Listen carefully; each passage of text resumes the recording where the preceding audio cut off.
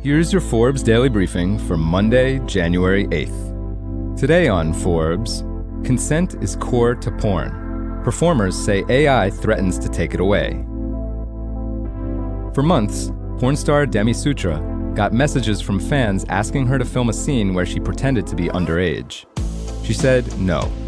Like most adult performers, Sutra has clear boundaries about the types of content she is willing to create. And age play, where adult performers pretend they are minors, is a genre of porn that she finds abhorrent. But about a year and a half ago, a fan sent her a message on Twitter with a picture of her, where her mouth had been animated to move. She heard a version of her own voice speak, declaring she was just 16. In an interview, Sutra told Forbes, quote, "I have videos of myself saying disgusting things that I would never say. I don't want to see myself doing that.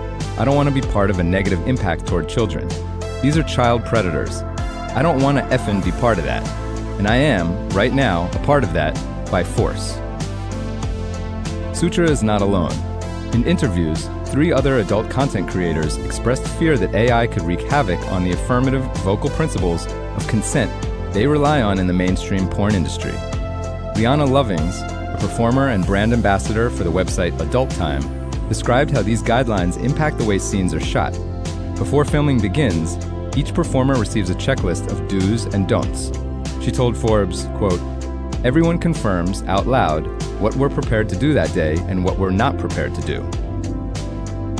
These rules have been essential to the porn industry's survival in a highly regulated space, one where a misunderstanding can easily lead to broken contracts or broken laws. But suddenly, anyone can use an algorithm to superimpose a real person's body onto a fictional scene, or make a performer say or do something they did not consent to, often with no repercussions. The porn industry's level of care and fear doesn't yet exist in the evolving world of AI porn, where apps have sprung up across the internet promising users the ability to, quote, undress anyone, adult performers, celebrities, or otherwise. The non-consensual deepfakes and cheapfakes appropriating people's, and mostly women's, likenesses without their consent are flooding even mainstream sites like Reddit and Etsy, which have struggled with moderation.